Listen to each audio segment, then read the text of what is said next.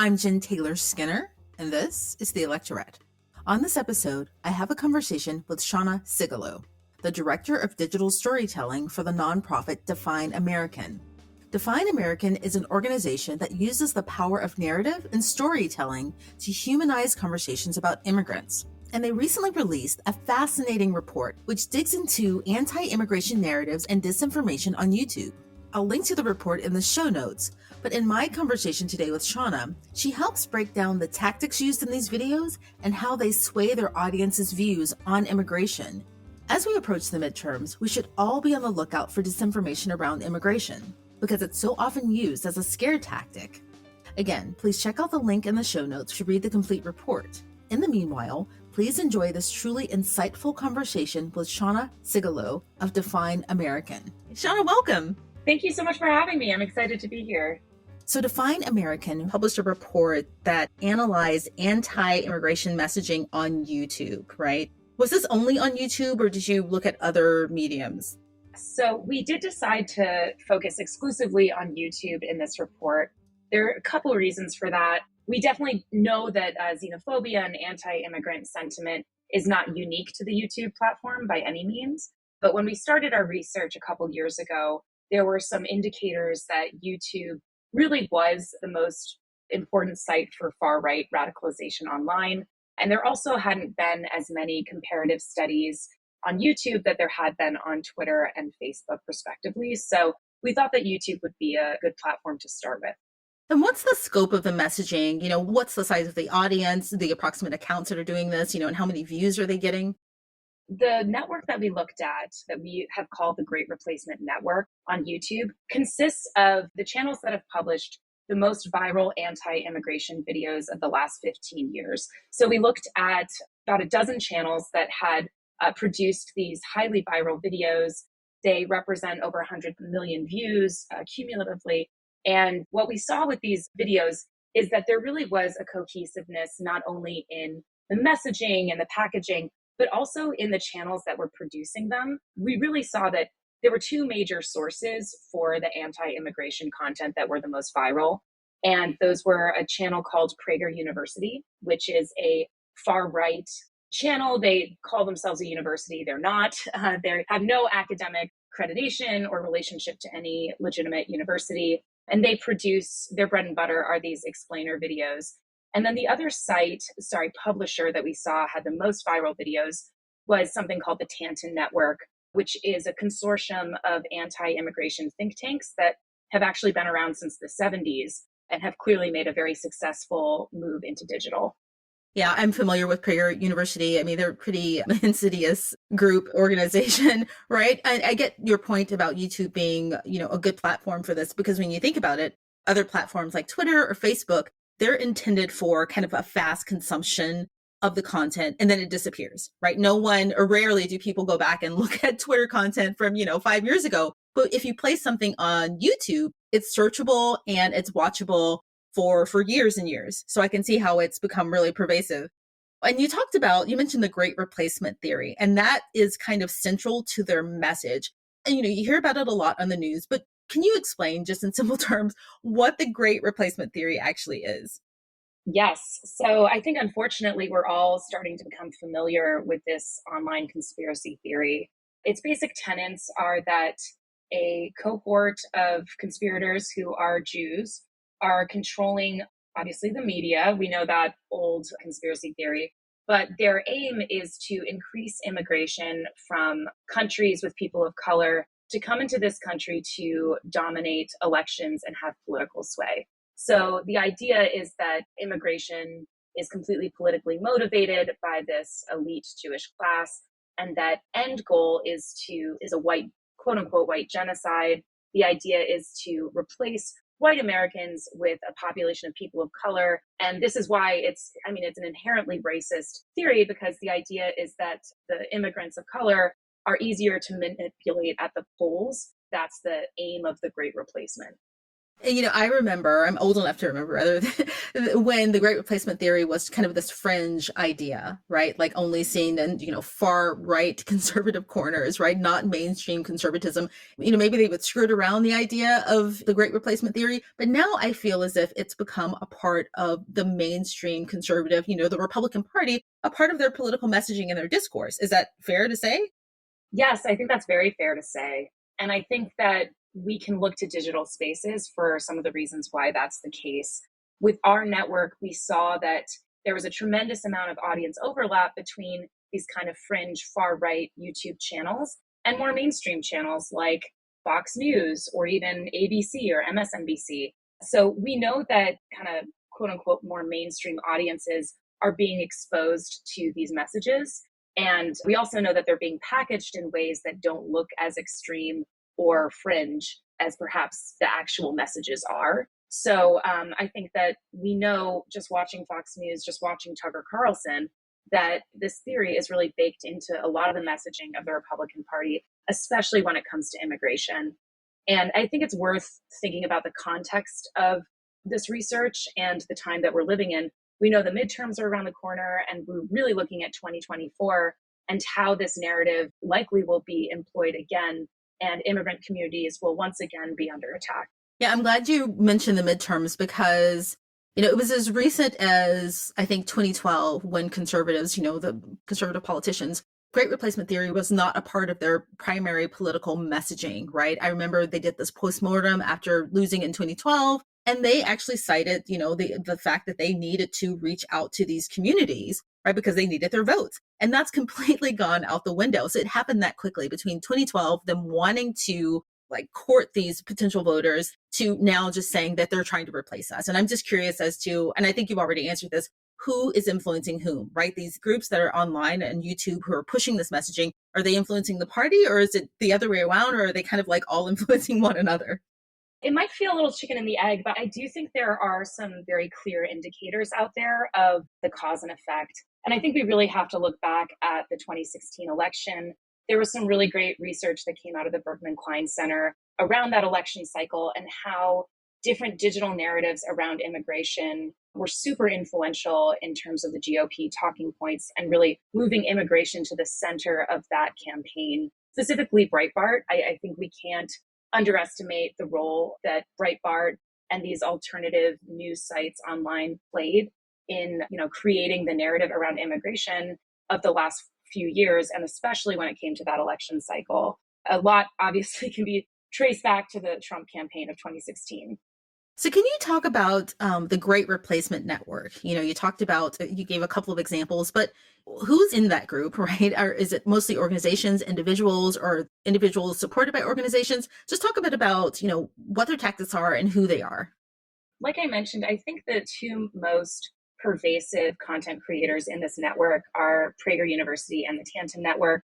There are other channels, Fox, the New York Post, the Blaze, even the Hoover Institution, which traditionally is more mainstream conservative. And really, to be part of this network that we studied, all that you needed to do was produce one of the most viral anti immigration videos of the last 15 years. So we were really just looking at the heavy hitters. That's not to say that there aren't literally thousands of other channels producing anti immigration content. But for the scope of this study, we really wanted to look at the most viral. And one of the places that we started with for our study, we worked with a professor at the University of North Carolina, Dr. Francesca Tripodi, and we used a methodology with a for-profit marketing tool called Tubular, where we looked at different search term optimization tools to try to decipher, where is the most anti-immigration content on the platform. And we realized that using search terms that we at Define American, having studied immigration narratives for over a decade, we thought would turn up the content, right? Like illegal immigration or anchor baby, or really like offensive anti-immigration terms. And what we realized very quickly was actually we're not seeing the viral anti-immigration videos out there that we know exist. One in particular came to mind, which was produced by the Tanton Network organization Numbers USA. And just for your viewers who aren't familiar with the Tanton Network, John Tanton was a eugenicist who started a network of anti-immigration organizations. They're extremely well funded and they've really dominated the immigration narrative in the media for decades now. But they produced a video called Immigration, World Poverty, and Gumballs, where the president of Numbers USA, a man named Roy Beck, does a presentation in what looks to be a college lecture hall with jars full of gumballs, and positioned next to them is a small, tiny little glass. And we're talking about thousands of colorful gumballs. Each gumball represents 1 million people of color who theoretically are really trying to get into the United States.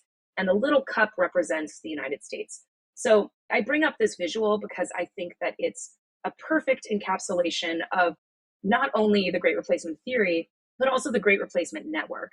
Here we have a video where someone who does not hold a master's or a PhD is giving an academic style lecture with a data visualization that really conveys the Great Replacement theory.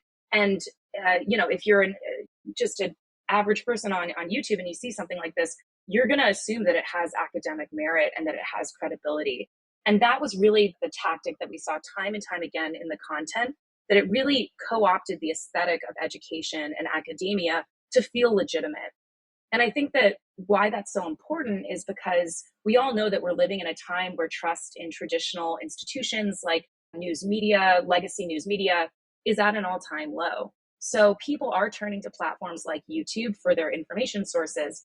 And if far-right organizations and individuals understand that they can package their conspiracy theories and kind of far-right propaganda to look educational, it's going to carry merit with the viewers. It's interesting. They've mastered kind of this content packaging, right? Making it appear to be kind of an academic talk. Or I think you mentioned in the report that they tried to make some of them look like TED Talks, which is pretty clever. And I think that speaks to the need of media literacy among like all of us, really, to be able to kind of break this down and maybe ask some important questions like, why would this official looking organization put out a video like this? Like, what's the purpose? But they do some things also like explainers, like animated explainers. How effective are those? As part of our study, we were really curious in the packaging side. And just from a personal note, I come from a filmmaking background. I'm a documentary filmmaker. So I was super interested in this aesthetic exploration. And, is there a different level of effectiveness based on what type of genre you deliver your message or who the messenger is? So we actually did a series of tests with a research group called Swayable, looking at genre, animation style, and messenger credentials. So we took a handful of videos from different popular digital genres. We had a short documentary, we had a roundtable discussion, we had a PragerU video in there, and we ran a test to see what would be the most compelling format for our target audience. And just as a sidebar, our target audience for our study was a group we call the movable middle. These are folks who are neither very pro nor very anti-immigration. They kind of fall somewhere in the middle of the spectrum. And they're obviously an incredibly important demographic, both for the anti-immigration activists and pro-immigration activists to speak to. So we did a series of studies with that group to see if they did have any kind of aesthetic preferences. And what we found, unfortunately, is that PragerU has a great formula. Time and again, the explainer video format tested highest. The animation style that looked like PragerU tested highest. We also, in our messenger test, looked at specifically credentials. So we took the same video 4 times over, and just gave the speaker a different credential. So in one test, he was a Princeton professor. In another, he was a Pulitzer Prize winning journalist. And in another, he was a social media influencer. And then in the final one, he had no credential at all. And what we found was that there really wasn't a huge difference between the highly credentialed speaker and someone with no credentials at all. And I think that obviously that's a little dispiriting, because we'd like to think that these institutions and these merits that we've always relied on for authority translate to digital audiences. And bears mentioning, I think there needs to be more study into this particular question, but our research showed that really isn't the case. Yeah, when I think about the way that I consume media, and I'm just looking at something on YouTube, even if I'm watching something official, like a TED Talk, I don't look deeply into the person's credentials. I just don't, right? I mean, that kind of fast media, that fast content that we all consume, we rely on visuals to signal their credentials. And I think most people don't do that. Obviously, your studies, bear that out. How do you even approach that? So what do you do? What's the solution? Yeah, it's a difficult problem, isn't it? And I know that, us in the immigration space are not the only people who are concerned with the spread of mis and disinformation and how platforms handle and moderate and regulate the spread of bad information. One tactic that we're looking at as an advocacy organization is building more coalitions and media literacy within the nonprofit space. We actually took the findings from our research report and recommendations, and we put them into a shareable toolkit for other nonprofits and content creators. And we also think that actually the creator economy and social media influencers can play a really important role in the future of this type of education and in combating mis and disinformation. One thing our study showed is that people really do trust the channels and influencers that they subscribe to. So, in our minds, from kind of an advocacy activist perspective, those are community organizers. Those are people that are on the front lines who are speaking directly to audiences that we're trying to reach. So, one of the tactics that we're taking is trying to involve more social media influencers and people with audiences who are susceptible to some of these, to specifically the Great Replacement theory, to get involved and start educating the public a bit more about what to look out for when it comes to this type of content. No, but they have a lot of money behind them. Like, who's funding Prager University and what is it, the Tantum Network? They have many funders. PragerU, the Wilkes brothers in Texas, they're oil tycoons. I think they were the seed funders, but they have an extensive list of conservative funders at this point. And the Tantum Network also, they've been around since the 70s, and they have hundreds of funders from, conservative organizations and basically millionaires and individuals, conservative philanthropies. So they are extremely well funded. I'm not sure off the top of my head how much funding the Tantum Network has. I believe it's over 100 million collectively because, they have over a dozen organizations within the Tantum Network. And then PragerU, the last time I checked, it was, I think, over $20 million per year of budget. So we really are up against an anti-immigration media machine here, extremely well funded. I have been playing the long game for a long time because they've had the funding to do so. I think a lot of times, on the more progressive side, on the nonprofit side, we don't have the resources to think in terms of 10 or 20 years. But when you look at the Tantum Network, they've been at this since the 70s. Yeah, whenever I hear that, millionaires and billionaires, but whenever I hear that, it's just really disheartening to be reminded that the people with the most power in this country share the sentiments of people who are putting out this content, right? Right. They effectively employ a good percentage of people, in the country. They run everything. They run the banks, they run, the oil industry, and they have these anti-immigrant and racist views, and they're shelling out a lot of money to perpetuate them. And that's just a really depressing thought. I know. I know it is depressing. Also, not to add to the pile, but one of the things that motivates me in this work is I just believe that we really need to be addressing these narratives and these challenges now, because with climate change, we know that there's going to be a larger migration crisis and that, truly we're going to see, I think, a refugee crisis on another scale. So we really need to start talking about migration in a more humanized, accurate way to start to think about some real world solutions that are humane, because it can be very depressing out there. I hear this a lot. Like, I hear it a lot in all of my interviews about the funding that's behind, Project Red Map, or the project behind, these campaigns where they send people out to school boards to harass people. And now this, right? And they have all of these billionaires and millionaire funders. And it's not like the left or progressives don't have a lot of money. Totally. Right? Like, we have people who could fund similar projects, right? Like, these people have millions of dollars that they could use to fund. And I just don't know where the breakdown happens, because it's not like, everyone on the left is poor. They're not. Totally. And I didn't mean to imply in my answer that we don't have our own philanthropic infrastructure. We totally do. I think what I was trying to get at is I don't think that we have the same focus on immigration. I mean, I know we don't have the same focus on the pro-immigration side around narrative. And that's the work that Define American has been really focused on and is trying to elevate. But I'm not aware of any other organization within the immigration space that is studying narrative in this way. And I think that the other side really has sophisticated tactics, not just for disseminating this stuff, but also for how to frame it and how to make sure they get it in front of the right audiences. I just think that part of that is there's just such a dire need on the grassroots side and on access to basic resources for immigrant communities. That's where a lot of the funding goes, as it should. But I do think that narrative change work, it's just starting to really get the attention, I think, in progressive spaces that it needs. I think that, we're really hoping that this report can kind of shed a light on the digital side of that work as well. You talked about the movable middle. Can you explain more of what that is, the demographics of the movable middle to the audience? So we were really curious about what audiences on YouTube, who are the audiences that actually might be swayed by some of this content? And again, we aren't exactly trying to go for folks that have already been radicalized.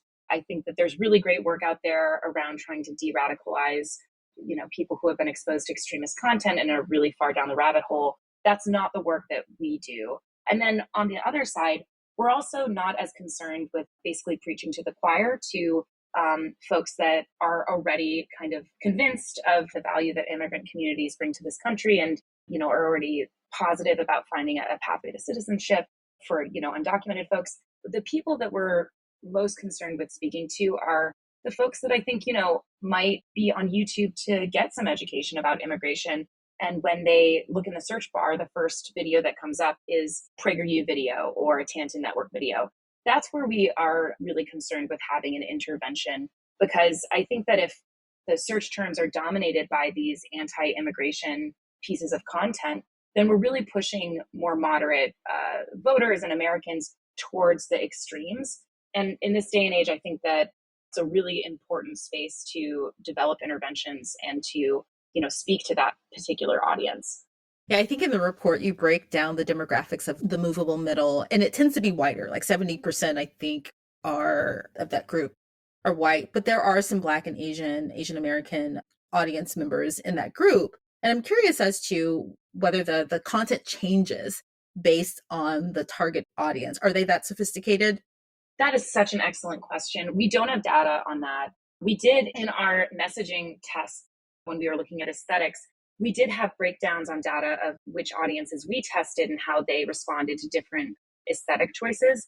And interestingly, it did vary quite a bit between different ethnic demographics. For example, the animation style that performed the best across the board with white, Asian, and Black audiences, the Latina audience was actually really against. And we don't actually know why at this time, but I think that that is a really great place for further study. It's very interesting how different communities are experiencing the same content. Wait, so Latina audiences were really against what specifically? So we tested different animation styles, and the style that we found performed the best across the board, almost across the board, was this kind of semi-realistic style that PragerU uses all the time. But for some reason, the Latina audience that we polled actually had a very negative reaction to that animation style.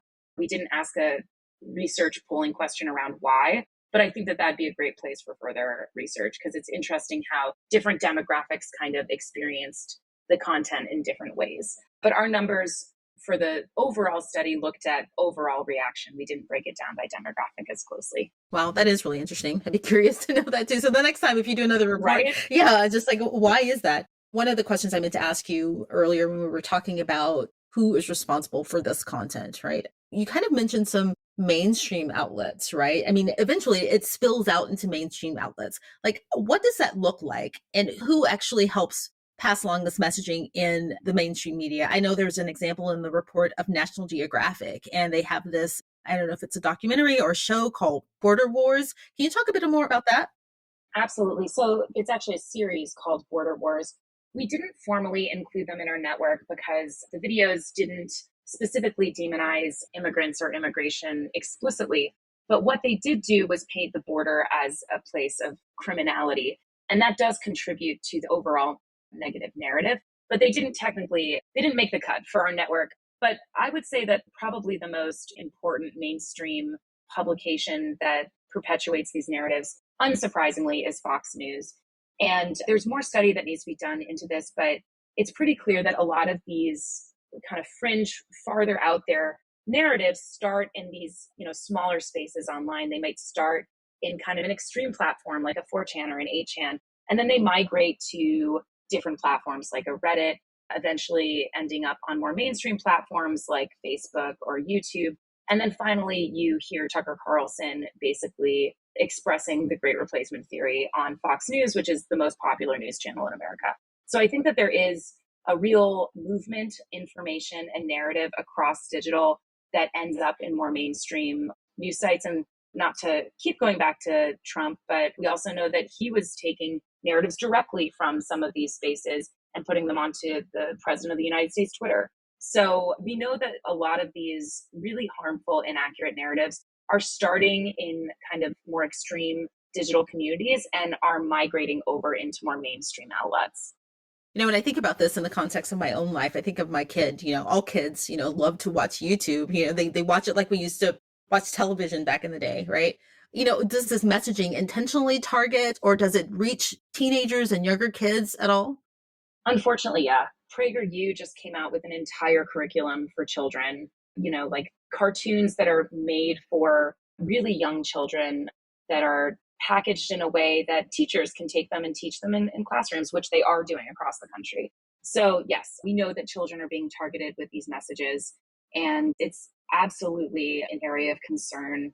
I mean, there's a lot of research out there also about how detrimental watching a lot of engaging with a ton of social media is for the development of child psychology on its own. But on top of that, yes, we do need to be really concerned with these very toxic, dangerous narratives making their way into children's feeds. You would think that would be against their terms of use, right? Is there a plan to involve companies in, countering this messaging? Google, who owns YouTube, is there a plan to get them to take a stronger stance against this content and possibly removing it? Yes, there are a lot of organizations that focus on deplatforming. And I think that's really, really important work. But at Define American, we're really focused on what is the kind of central narrative being pushed in this content. So I think that when we're talking about something like the Great Replacement theory, that can be baked into the framing of an argument, into the depiction of an image. Sometimes this is what we call malinformation, as opposed to mis or disinformation. The inaccuracy can lie in the framing. And that makes it a lot harder to regulate and to make the argument for deplatforming. So at Define American, we're a narrative change organization. We really believe that in order to combat a narrative, you have to tell a better story. So our focus isn't necessarily on deplatforming. Again, I think that there are examples of content that warrant that and absolutely should be deplatformed. But a lot of times this content doesn't quite meet the qualifications of content moderation, but it still needs to be addressed. And these narratives still need to be responded to with counter narratives. And so that's the work that we're invested in. I would love to just reemphasize that I think if there's one point that I hope that people, learn from this report and the work that we're doing is that I really believe there's this idea in this country that anti-immigrant sentiment is populist and that it's grassroots and it's coming from average Americans who are collectively fed up with immigrant communities.